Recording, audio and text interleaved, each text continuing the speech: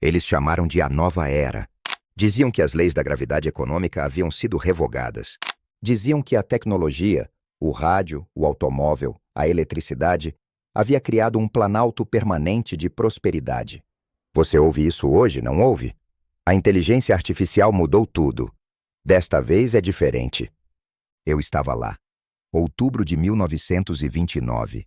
Eu tinha 34 anos. Eu senti o cheiro.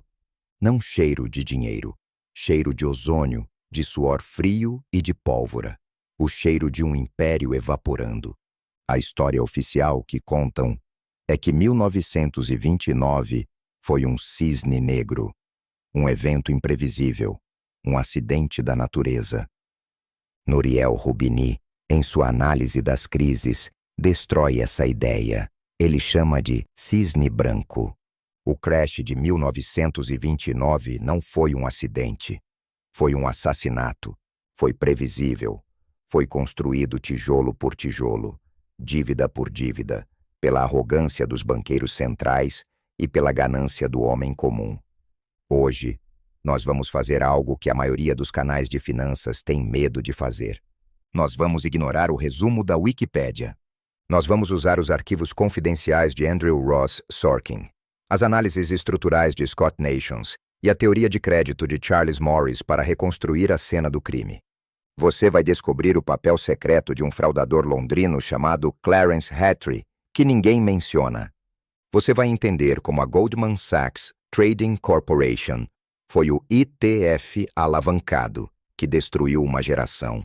E você vai ver com horror que o gráfico da Nvidia e do Bitcoin hoje é o fantasma de 1929 olhando de volta para você. Bem-vindo à autópsia do fim do mundo. Charles Kindleberger ensina que toda crise começa com um deslocamento, displacement, um choque exógeno que muda a percepção de lucro. Nos anos 20, o deslocamento foi duplo. Primeiro, a tecnologia.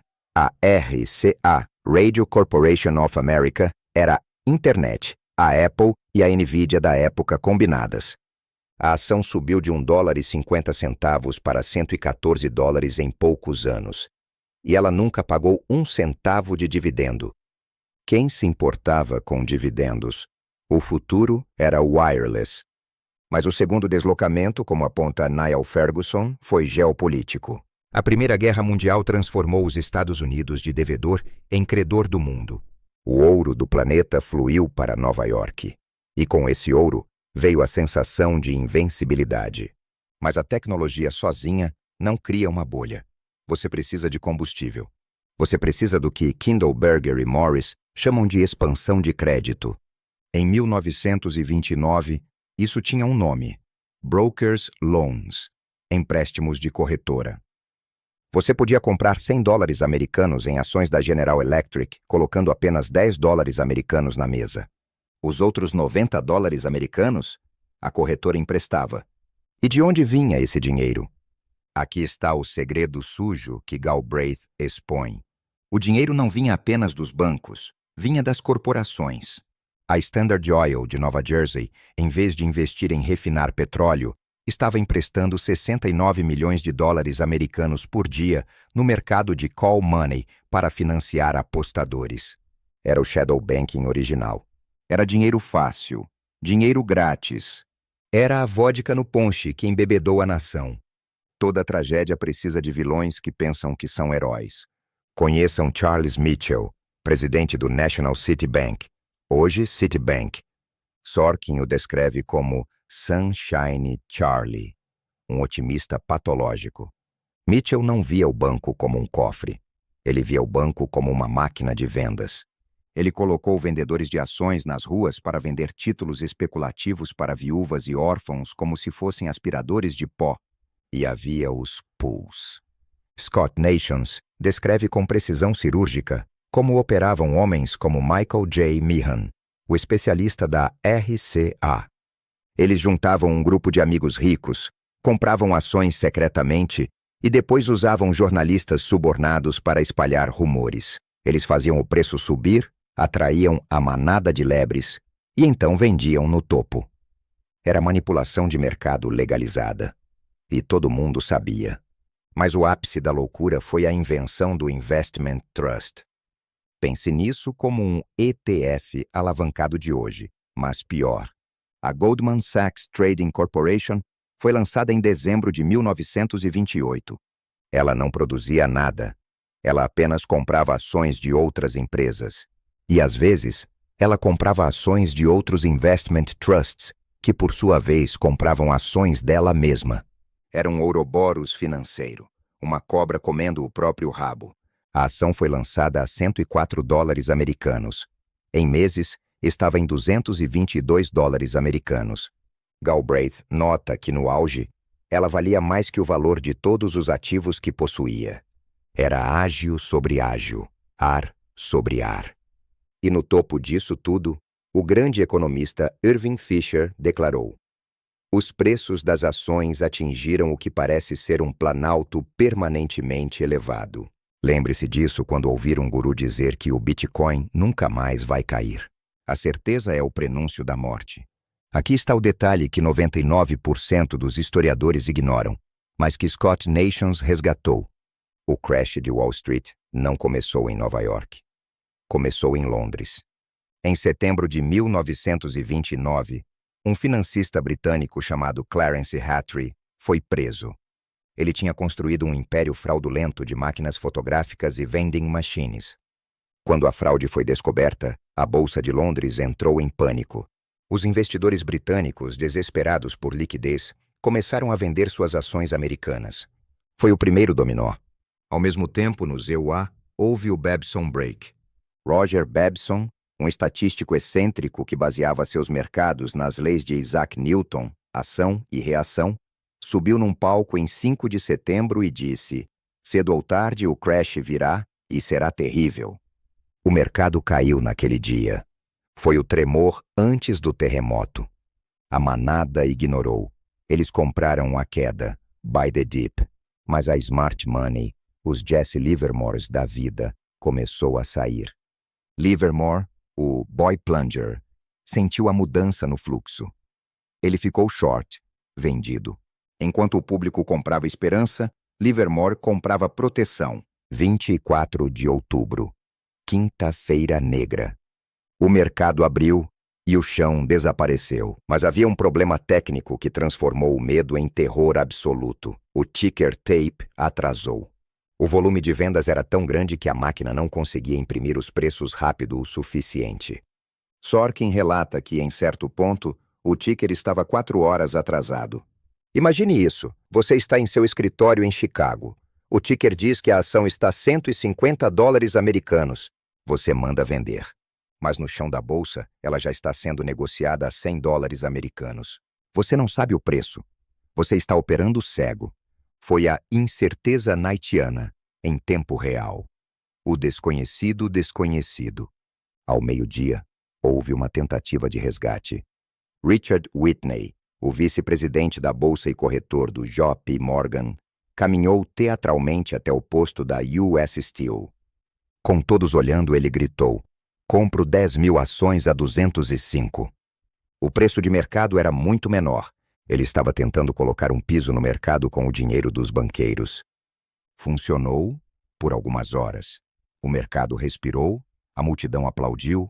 Eles acharam que o Fed Put, ou o Morgan Put da época, os salvaria.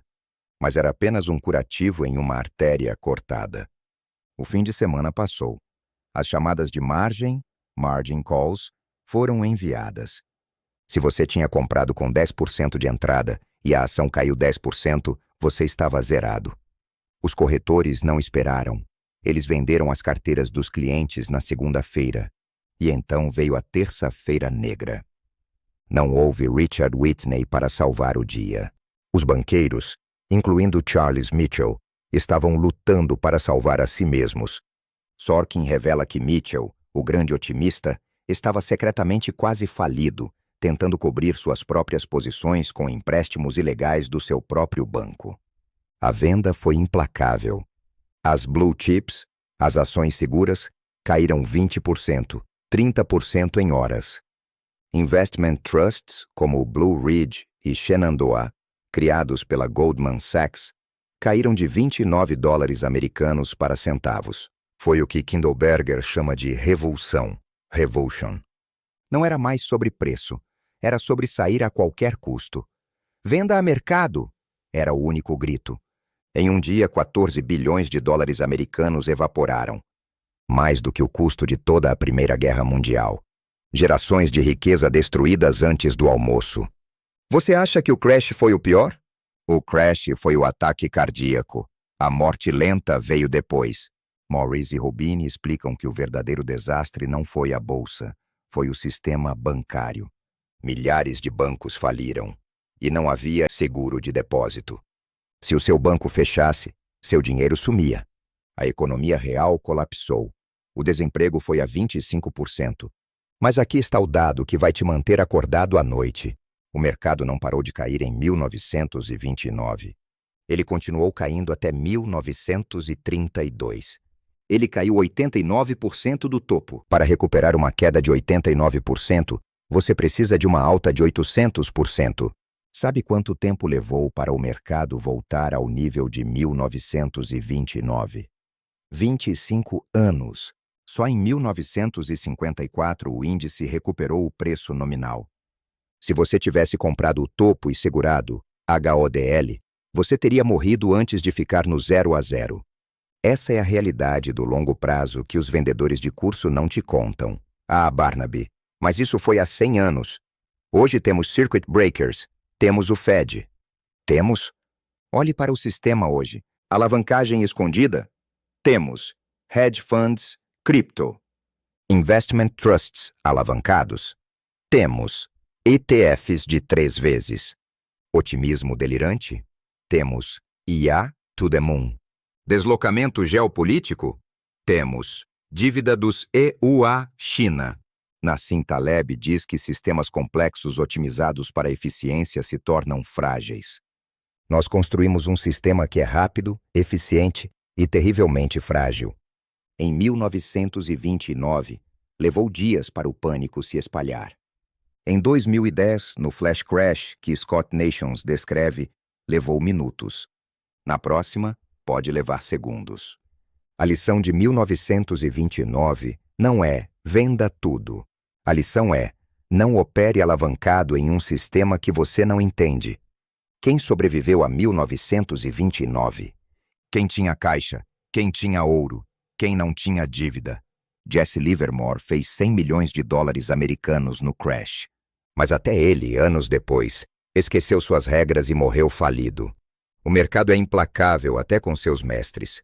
O próximo 1929 está sendo construído agora. Eu não sei o gatilho. Pode ser um banco no Japão, uma guerra no Oriente Médio ou uma fraude em uma empresa de tecnologia que todos amam. Mas eu sei que a estrutura está pronta para o colapso. E eu sei que 99% de vocês, as lebres, serão as vítimas que alimentarão a liquidez da minha saída. Vocês vão comprar o topo, vão segurar a queda e vão vender o fundo. É a natureza humana, a menos que você decida sair da manada. Mas lembre-se, em 1929, o otimista pulou da janela. O cínico comprou o prédio. Escolha o seu lado.